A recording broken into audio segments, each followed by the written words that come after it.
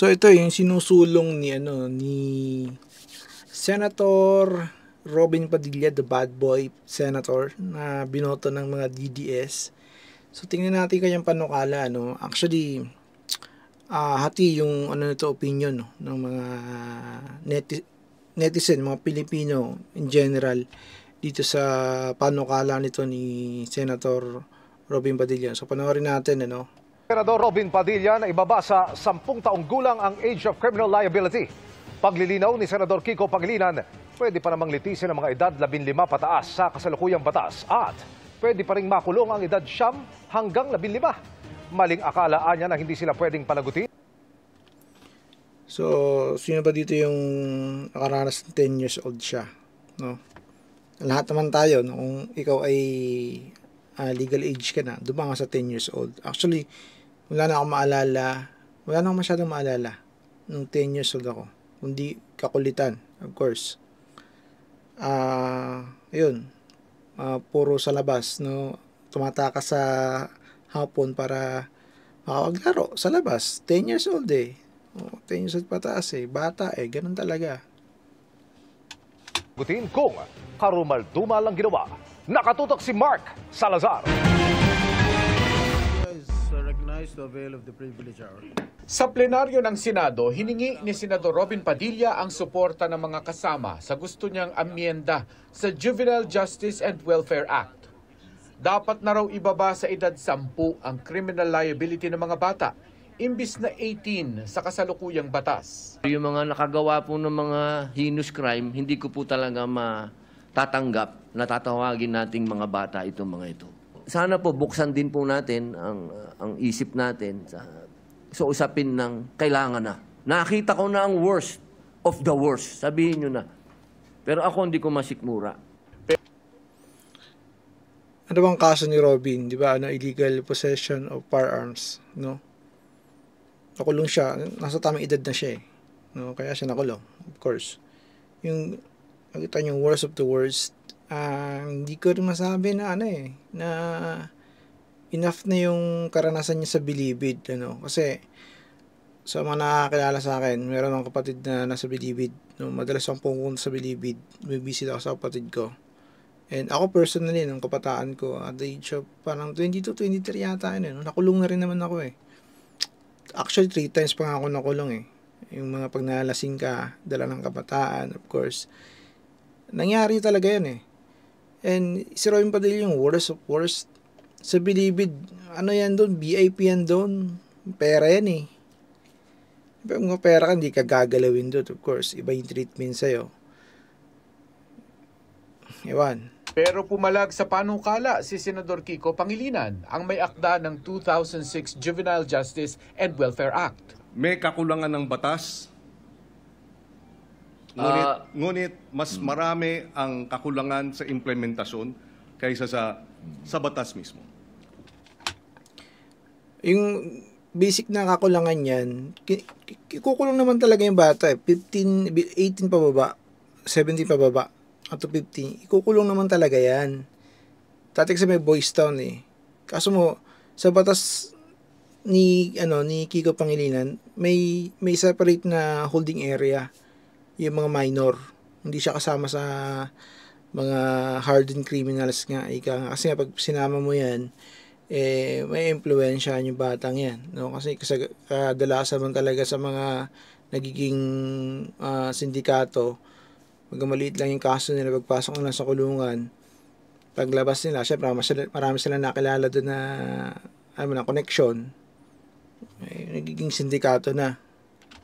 Una po, linawin ko po sa ating kaibigan, Senator Kiko Pangilinan, wala po akong sinabi na kulang ang batas. Ang sabi ko po ay napakaganda ng batas na ito. Hindi lang po siya napapanahon ngayon. Pinabulaanan ni Pangilinan na walang pananagutan ng isang bata sa batas. Hindi rin aniya totoo na dapat pakawalan ng batang nagkakasala sa ilalim ng kanyang batas. Kung sila ay kumilos at magkaroon ng discernment at kumilos na parang mga tulad ng mga nasa hustong gulang na, from 18 to 15, dapat litisin bilang mga nasa hustong gulang na. At yung 15 and below naman, pagka serious offenses, pwede silang mandatory confinement for a period not less than 1 year. Ayon kay Pangilinan, maraming probisyon ang batas na pumuprotekta sa biktima ng juvenile offender. Pero nagbibigay rin ng pagkakataon para makapagbago ang isang batang nagkasala. Baka ang problema ay sa halip na amendahan yung batas, ipatupad ng tama yung batas. Ang kabataan po natin sa ngayon, kapag sila ay nakita nila kasi na tayo easy-easy lang, at alam naman natin na kayo po mismo ang nagsabi, may problema sa implementasyon at napanood pa nila ngayon yan, nako, lalo na naman lalakas po ang mga loob ng mga sindikatong bata. Pero O ito pag nakita ng mga kabataan na yung empleyado no, sa Senado mismo nagmamariwana, tingin mo, di gagayahin. No? Tao yan tao yan ni Robin. Nadia Montenegro, di ba? Nag-resign na ngayon. Kung ikaw kabataan, okay lang pala magmariwana doon sa ganung klaseng place, di ba? Di ba? Pero sabi ni Senador Pangilinan, suportado ng mga pag-aaral na naging matagumpay ang batas sa pagre-reforma ng mga juvenile in conflict with the law. 70%, if I remember right, nung mga nabigyan ng pangalawang pagkakataon dahil nagkasala na diversion program ay nanumbalik sa normal na buhay at nagkaroon na ng maayos na pamumuhay. Ni-refer na sa Committee on Justice. Ito yung yan sa pag nakulong ka. Kasi re-report, ang purpose talaga ng kulungan is i-reforma ka.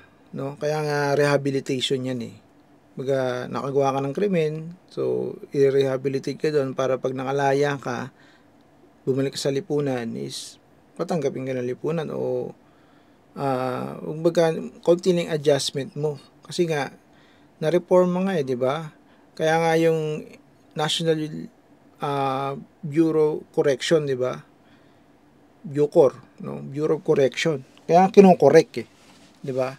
Pero ito pa isang isang diskurso diyan Bakit pag bumoto tayo 18 years old pataas? 'Di ba? Ibig sabihin nun 18 years old, meron ka lang kakayanan na pumili ng mga leaders natin. Naniniwala ako kay Robin Padilla na iba na talaga yung ngayon. Iba na talaga yung mga kabataan ngayon. Why? Kasi binoto si Robin Padilla 'Di ba? Binoto yung mga DDS si Robin Padilla ng mga DDS, iba na yung mga kabataan ngayon. Hindi ko alam kung nag-iisip sila o ang qualification nila ngayon, wag tumakbo ka sikat, artista, di ba? Yun lang, mananalo ka na. Robin Padilla, di ba? Sinusulo yung cannabis, marijuana. Good luck. No, ito nga, 18 years old. So, pag 18 years old ka, meron ka ng kakayanan mag-isip. Diba? Sa lisensya, pagboto, so babaguhin mo yan. Dapat, 10 years old, pwede nang bumoto. 10 years old, pwede nang kumuha ng lisensya. 10 years old, pwede ka nang pumirma ng kontrata. Ang daming babaguhin. Kaya nga bata kailangan ng gabay na magulang. Kasi ako, personally, magulang naman na tayo di ba? Yung anak ko, 10 years old. Ano pa yan? Tulo pala away yan. Ay, ewan. So, kailangan gabay. No? Kaya nga yung mga iboboto natin politiko, dapat sa atin yung tawag dito, binibuild up yung bansa. No? Para maging maayos yung mamayan. Kasi kung ganyan ang katulad ni Robin Padilla, iboboto nyo susunod na elections. Maawa naman po kayo. Sa mga 10 years old, kung ganyan mag-isip, no? Siguro talagang dahil sa cannabis yan, tingin ko lang. Kaya ganyan si Robin Padilla mag-isip. Kaya nagpupunta ng Dahig kasi legal yung marijuana dun sa Dahig. Nakikitatay Digong. Hindi yan, may tatay yun. So, yun lang. Anong comment mo dito sa, sa 10 years old, no? Pag nakagawa ng heinous crime, yung bata, kukulong, no? Ako, hindi ako pabor dyan. Kasi, may punto yung sinabi ni Kiko Pangilinan, actually.